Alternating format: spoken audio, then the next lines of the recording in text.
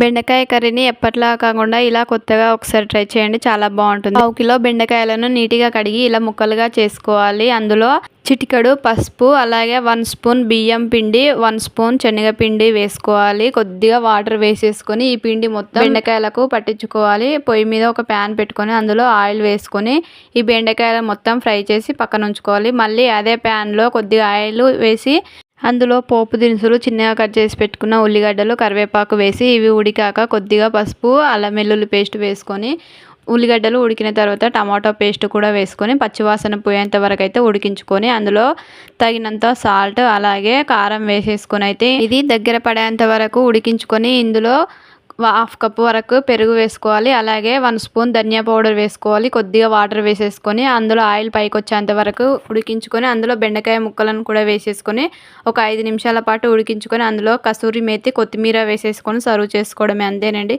మీకు ఎలాంటి కర్రీ ఇష్టమో కామెంట్ చేయండి.